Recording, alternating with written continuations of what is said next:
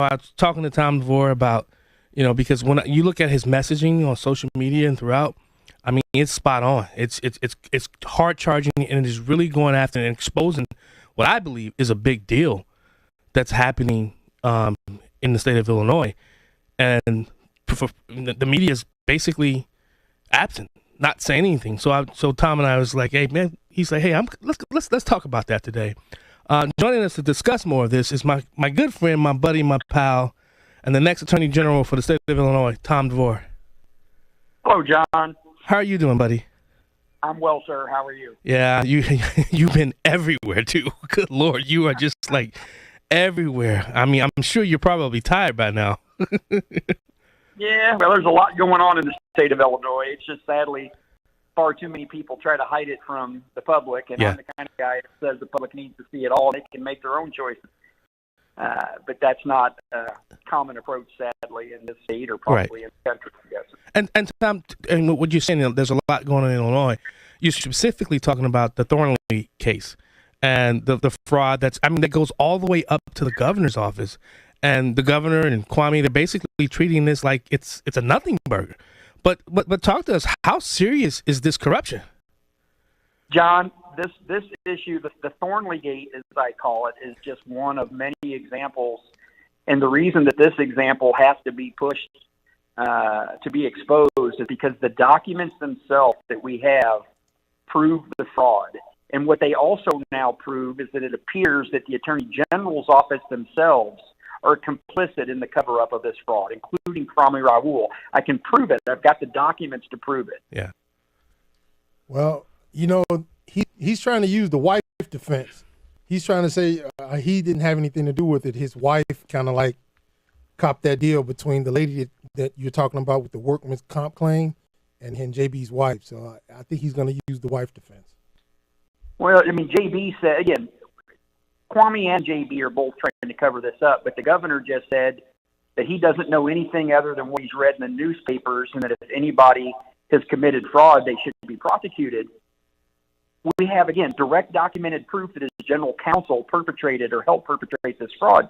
But for the governor to say he doesn't know anything other than what he read in the newspapers, we have emails to where Thornley sent emails to Mrs. Pritzker saying, this is going on, please tell JB he needs to know. So how could the governor get on TV and say he didn't know anything? I'm sure his wife told him. So was he challenged when he said that by anybody in the media? Of course not. When that question got asked, I think Craig Wall asked the question for Greg Bishop down south, and as soon as the governor answered it, he walked off. And Greg Bishop, I mean, to his credit, he has been one that's really going after this issue. So Tom, where does this go? I mean, do you think it becomes a huge campaign issue? Yes, it is one of the campaign issues. We're actually going to do a big press conference in front of the Attorney General's office next week, and I'm going to lay out for the media how Kwame Raoul himself, John, has lied. When he got on TV the other day and said that they referred this case to the appellate prosecutor because of a conflict, I've got the documents that prove he was lying. And I can show that it had nothing, there was no conflict. The conflict didn't exist. Kwame Raoul's office knew that a conflict didn't exist. They tried to pass the buck back in February of 2022 off to the state's attorney of Sangamon County. I've got the document. Wow. And then when Kwame Raoul said something about we've referred this case, we have the email from the appellate prosecutor's office sent to Kwame Raoul's office saying, we don't know what you're talking about. You've never referred anything to us. We would never get a work comp referral. He says work comp cases are handled by the Division of Workmen's Comp of the Attorney General's office. So, again, Kwame Raoul lied to people right on the camera, and nobody's pushing him on it, John. Wow. When we get back from break, there are a couple of things I want to talk to you about. I want to talk to you about your response to the Circuit Court ruling against Pritzker and IDHS, and also talk about what's happening in Cook County with all these resignations from Kim Foxx's office, and what does it mean for the citizens of Cook County and the rest of the state? I mean, because these are high-profile assistants that are leaving her office at a time where they don't need to be leaving because of what you're seeing and that's happening in Cook County.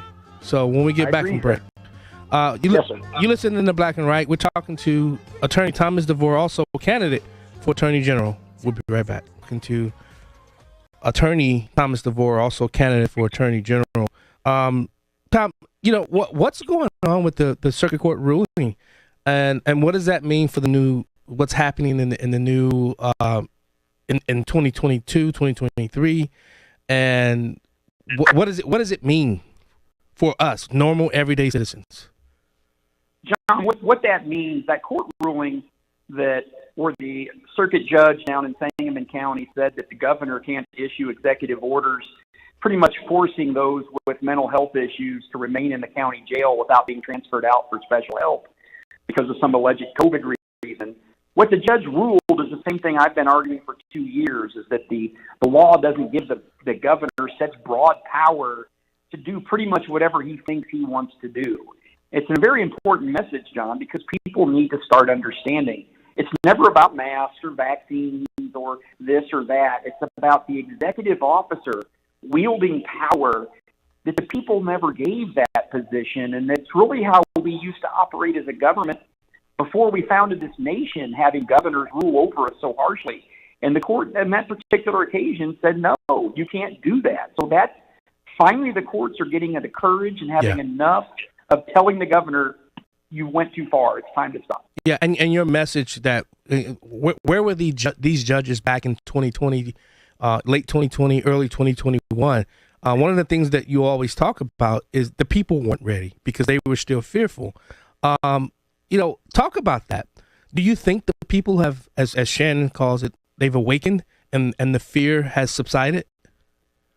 I think it has, John. I think that, for our generation, what we've just experienced, and it's happened in history, I'm sure, but in our generation, when people are scared, they can kind of like freeze and allow things to happen that they would never allow to happen. And so these judges are receptive to the people's power. I mean, the people's power is everything. Yeah. And when the judges back then, there was only a small group of them that were willing to stand up and say this is wrong.